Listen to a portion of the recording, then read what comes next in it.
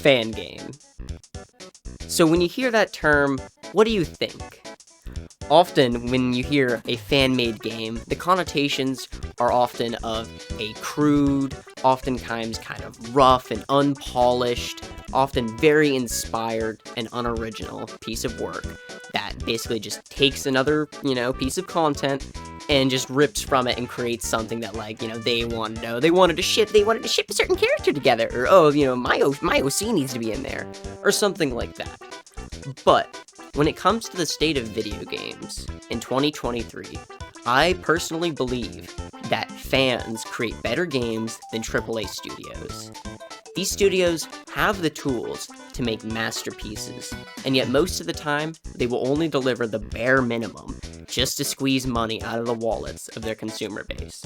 So, I'd like to take you all on a little journey and kind of prove to you why fans make better games than the game studios themselves.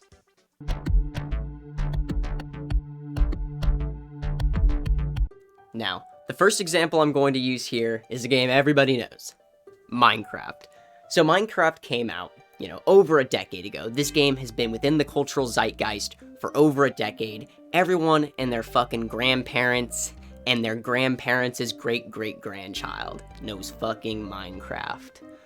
But with updates coming to Minecraft from the dev team, there's nothing. Once a year, they'll hold a contest on, which one new monster do we add to the game? When they are raking in millions and millions of dollars annually on this game that came out, over a decade ago. It's insane. And these people put out the bare minimum just to keep the fans around. While at the same time, if you go to the modded community of Minecraft, there is so much. Even 10 years ago, you had your fucking, I was watching Sky Does Minecraft, play Pixelmon, or what the fuck ever, I was fucking, that shit was back then. These days, it's insane. So one specific example I'll use is Better Minecraft. So this is, it's like a whole nother game almost, but it takes Minecraft to a completely other level. In my world, I have 200 some mods installed. It's a complete, it is ascended Minecraft. You can just make the game completely better. You can add tons and tons of content that have been brought to the game from people who actually care. From people who put their heart and souls into this shit to make a product that the fans will like. Because they understand, as a fan, while Mojang and Microsoft sit on their asses and just fucking collect checks. It sucks. But at the same time, I'm not mad at the state of Minecraft, because the fans have kept it alive. Speaking of fans keeping it alive, we'll use a very good example of that, Black Ops 3.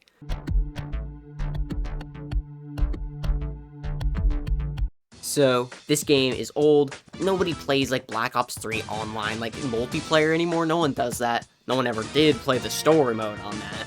But zombies is still alive. People still play online zombies in Black Ops 3. You know why? Because of community-made maps.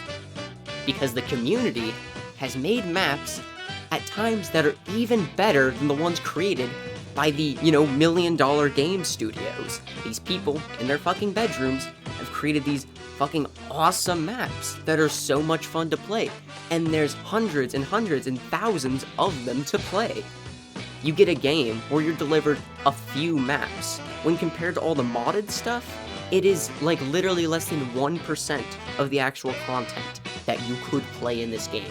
If you buy just the game and don't download any mods, you are getting 1% of the gaming experience you could be getting otherwise.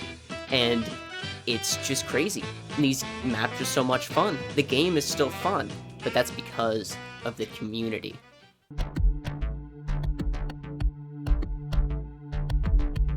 Another thing, Pokemon. Scarlet and Violet released. That shit was a fucking buggy nightmare. With fucking Pokemon Bank. They've gotten so stingy now, you can't even cross-transfer all Pokemon. Some Pokemon are just locked. It's oh, no, it doesn't exist in this game. It just doesn't exist. You can't bring it over from another region. What are you, you can't do that. It's so dumb. That's partially why I had stayed so invested in Pokemon, is because I still have Pokemon from like back in my fucking, X and Y days and shit, saved in my Pokemon bank. It felt good maintaining your collection and being like, whoa, I have these really cool shinies and shit from back in the day. It was sick. Now it's like, what, so I'm just locked out of even possibly having these guys? Why would I even play? It's dumb. And that's besides the buggy nightmare and the terrible story and like all the other problems of Scarlet and Violet. You know what is fun? Pokemon Infinite Fusions.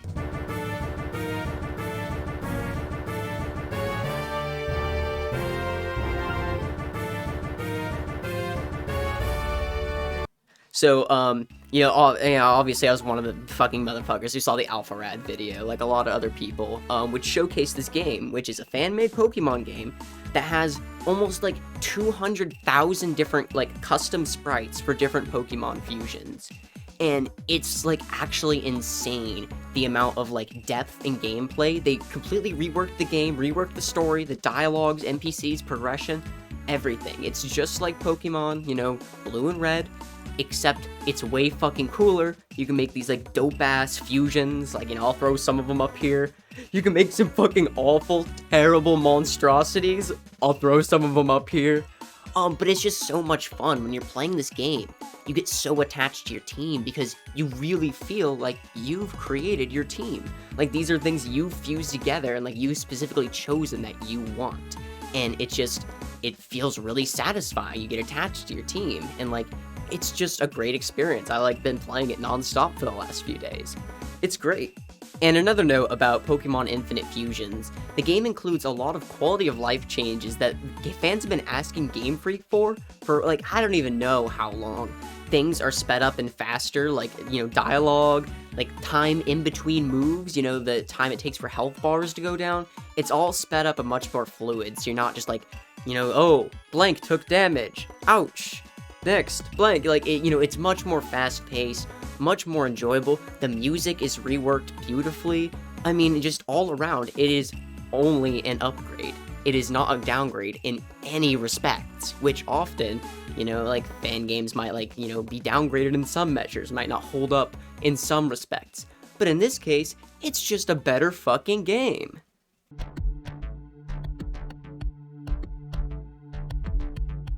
Alright, so with all that out of the way, I'm gonna go ahead and throw it off with our last example to my resident TF2 specialist, who will remain anonymous for security reasons. So, without further ado, please take it away. So, even though TF2 is known to be a quote-unquote dead game, the community is still very much alive and well. It's just unfortunate that Valve has pretty much just abandoned this game. Even though there are bots that usually plague most of the servers, there was actually an update recently that made, it seemed like most of the bots were gone. I haven't played recently, but last time I played, I didn't encounter any bots, even when I was playing at like 11 p.m. But there's so much stuff that the TF2 community has done, even though nobody in the community is perfect. There are still people there that are not, they don't have the best intentions, especially with certain people that play the game, but especially with the inclusion of like Source Filmmaker and all the community made maps. I mean, when TF2 was still getting updated, there were community maps like coming out left and right. Valve was actually allowing people to make and put community maps into the game. That's actually where Harvest came from. It was from an independent map creator from the community that actually created that map, and it was put into the King of the Hill map pool. So there's been so much stuff that the TF2 community has done, and it's so unfortunate that Valve has just completely, like, abandoned the game, essentially. I mean, if you look on Steam for TF2, there's always, like new events happening that the community is making. Like, there was the Man of War tournament recently, there was the Operation Voltaic Violence, I guess that's how you say it.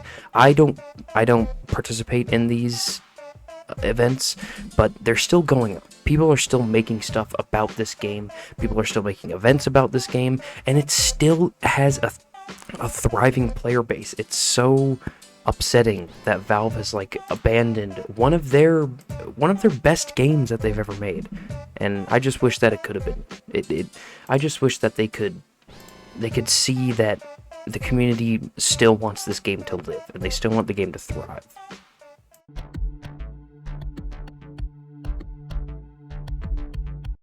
In conclusion, I'm pretty disappointed with the state of gaming that we're currently in.